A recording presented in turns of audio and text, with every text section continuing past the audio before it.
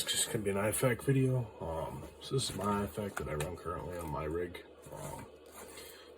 I don't know what the brand name for this would be or what it's called. All the components are hand packed by me and hand selected. The actual external pack comes off Amazon. They're probably around $25 now. I got it a couple of years ago.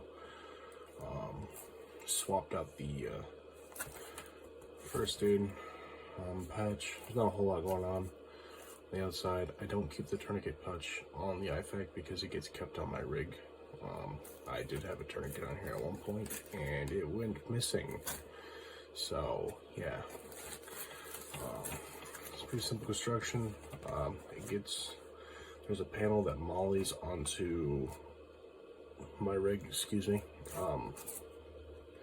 and then this velcros to it, and then there is a strap that would come over the top and then buckles together, and you can cinch it down.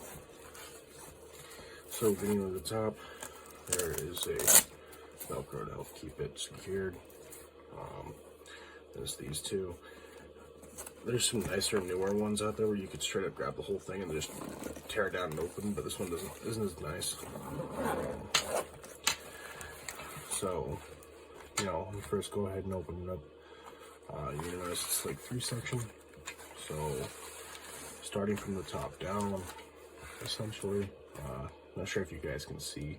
I think you can. I got the most jank recording setup. Maybe I'll put a picture somewhere. So, keep electrical tape, you know, 1001 uses. I like it because it doesn't really irritate my skin a whole lot, and it doesn't stick to the skin, so it doesn't yank the fucking hairs out of your arm or your leg or whatever.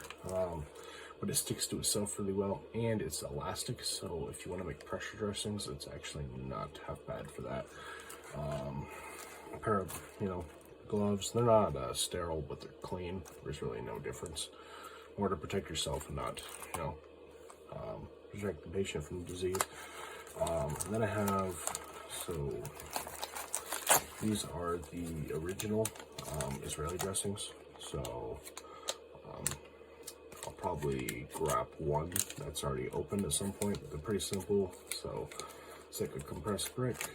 Inside of here, there's a paper wrap, and then there's basically a long string of gauze with a thick absorbent gauze pad on it. I'm probably going to upgrade these to the newer Oleas ones because you can kind of, not, I wouldn't say one-handed, but you can crank a lot more force on it, and it has an easier and more straightforward application. Going to the top here, keep some hyphen vents. So these are the two sides, so they're the compacts. So one of these should be, I believe they're both vented. Yeah, so both sides are vented. What I do like about the smaller ones though is if you get like a neck wound as well, and you need an occlusive dressing there, you can use it as well. Otherwise, you know, just, you know, using on the chest is nice. The hyphen does have a larger one as well, which I'll probably show that. I have a couple of expired ones that used to be in our kits, but we use them for training. You know, that's the top. It's pretty simple. I used to have more stuff in there, but now I have less. And then I have a marker for writing times on tourniquets and just writing some patient information on. I like to keep it on the forehead. Some people do CAS cards. You know, I haven't really gotten around to that. I find writing on somebody's forehead's a pretty easy, you know, way of keeping all their information on them, such as interventions, you know, medications you give, and allergies, things like that. Moving down, just have some compressed gauze. You can use it for packing. There's been some studies found that using like cell oxytocin or Callan impregnated gauze is really no different in effectiveness from just using straight up compressed gauze. It's really the pressure that's aiding in the you know, blood stopping versus just the hemostatic agent. The hemostatic agent does help. It's not the defining factor. Keep albuterol Fortunately, God has blessed me with asthma.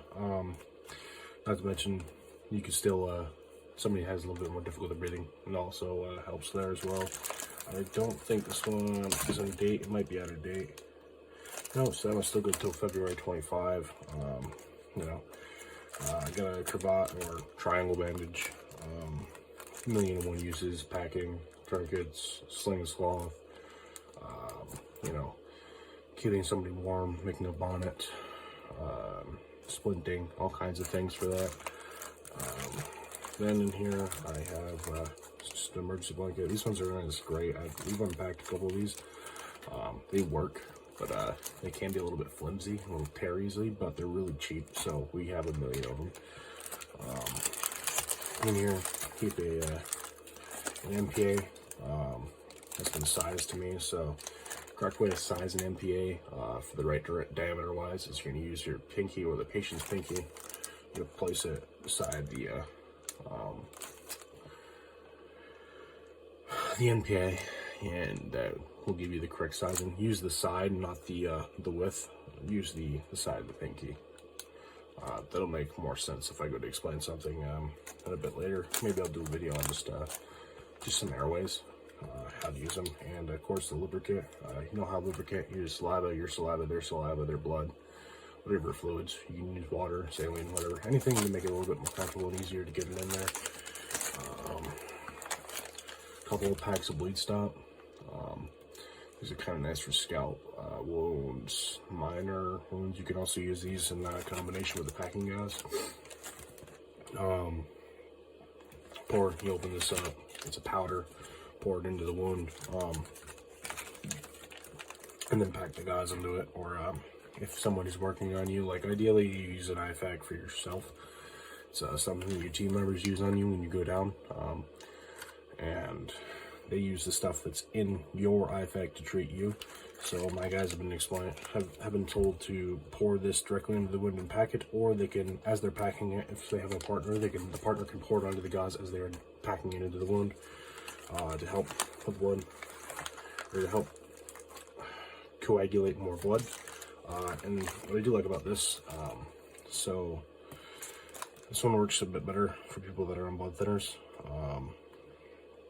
Now, I don't remember, I believe this is the Cowlin based one, which I like a bit better, or might not be. I think this is actually the Chitosan based one. If you don't know the difference, so Chitosan is usually like a crustacean based one, so they take these shells of crustaceans and they grind them and then they extract the Chitosan from them.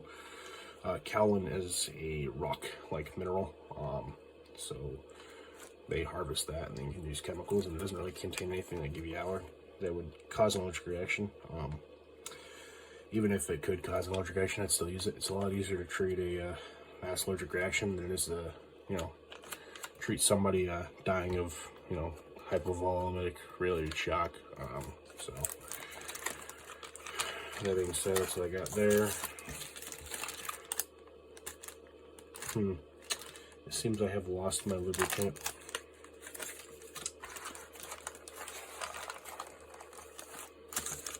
Interesting. I'm sure it'll turn. Oh, there it is. Look at that. Ask and ye shall receive.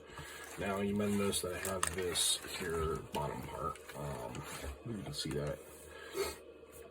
Now, in here, this isn't really any, thing I use for, massive trauma-related incidents or anything like that. This isn't really Ifak stuff. In here is just some basic medications, some boo-boo stuff,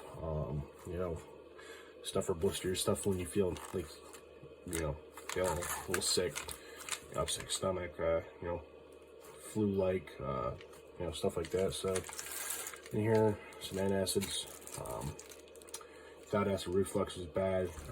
Walking around at home when you can drink some water, or eat something or do something to help it. Try being in the woods and hiking and having acid reflux and feeling like you want to vomit and feels hard to breathe and throat hurts, and it's not a fun time. This is some Moleskin. Everybody has this. I consider this an essential piece of gear.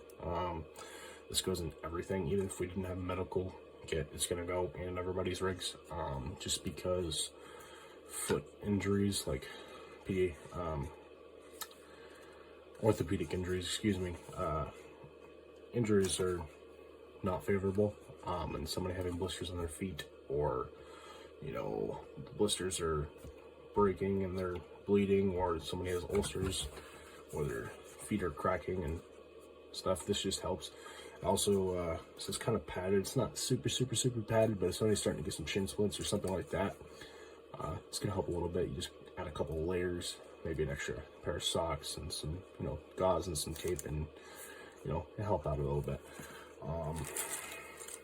Get a little bit of chewable Pepto. I always get the chewable version. Don't get the bottles because they'll fucking leak on you, and you don't want to clean that up. Chewable's best. They make swallowable ones, but if somebody's vomiting or, you know, has some stomach issues, you want them chewing it instead of having to worry about throwing it up. This is some phenylephrine. So this is a nasal decongestant. It's a non-drowsy version. I keep a couple of these in there. You know, pretty self-explanatory. A couple of caplets of Benadryl. You can use this as a sleep aid if you really want to. I try to avoid having people take this stuff. You know, mild allergies, a number of other things. You could break the caplet apart. I prefer the, not the caplet, there's like a pill form. It's like powdery, right? You can crush it and you can add a little bit of moisture and liquid to it, you know, saliva or just a little bit of water. And you can rub that on rashes and things like that, little bug bites and stuff. It'll help take down a little bit of that inflammation, you know, relieve some of that itching. Good piece of gear to have. Motrin, so that's just some ibuprofen. I always like these little pouches, more sanitary, I feel. And we keep a couple of these in the large medical kit. We actually have a whole med box. Maybe I'll do another video on that. And it's just nice to be able to hand these out instead of having to grab a bottle of pills and dump a couple out in somebody's hands. Oh, you dumped the too many and you gotta put one back, and just a fucking hassle. These are, you know, cheap enough. It's like $12 for a box of 50. So Tylenol. You're gonna ask, well, why do you have two? Well, sometimes people are allergic, or also, so Tylenol is an NSAID, and so is ibuprofen. Or there might be, excuse me, I don't believe Tylenol is an NSAID. I would have to double check that. But ibuprofen is an NSAID, so it can give you stomach ulcers. So if you are having prolonged fever or prolonged aches and pains, you can alternate these. So you're going to do less damage on each of the organ groups that these affect. Also, if you need to take a bunch of painkillers at once, you can take both, and they don't interact with each other, which is nice. You won't overdose or have too many other symptoms, I believe. I will probably correct myself after editing this. I'm gonna look at this and go, oh, more Benadryl. Yeah, more Benadryl. This is what I was talking about, actually. So I don't. So these are ultra tabs. These are tablets. So that's what they look like. They're not caplets. These can be ground up and smeared on wounds. Here you go. Oh, more Tylenol. Motrin. A couple of tubes of super glue. I don't think you realize how much you'll cut yourself. This is a pocket knife wound. That's a hatchet. You know, you take this, a little bit of cyanoacrylate, you clean it up real good, and then you can just take it just right across the top.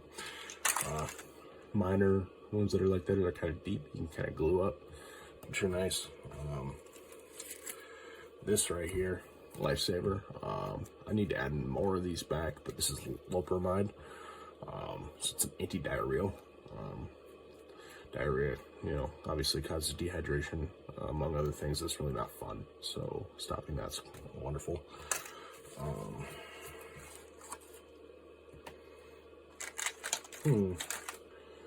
That's really cool. Yeah, let's just pretend that didn't happen. Okay, moving on.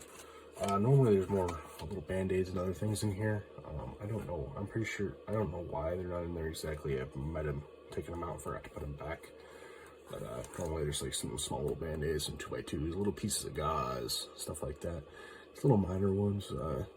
Like it always sucks. I know a lot of people have these big old Ifaks, big old med kits, and they got all the trauma stuff. They got their tourniquets and their old lace bandages and their chest seals and their ARS needles and all this other stuff where they don't have little boo-boo stuff. So when they you know, are working with wood and they cut their finger or they get a deep scratch because the piece of wood that they were carrying slipped out of their hands and dragged across it and give them a deep scratch, they don't have anything for it. So they're just, everybody's asking for, you know, hey, does anybody have a band-aid? Does anybody got a piece of gauze, whatever? So being able to get those out or having those in your kit's nice. So I think that's gonna call it for this video. Probably gonna edit this, might not even upload it, we'll see. If you all are wondering why I'm whispering, we're talking like this. It's currently roughly let's see here, it is 1:49 a.m. So hopefully I don't wake anybody up or disturb anybody. I don't feel like getting bitched at tonight, so we'll see.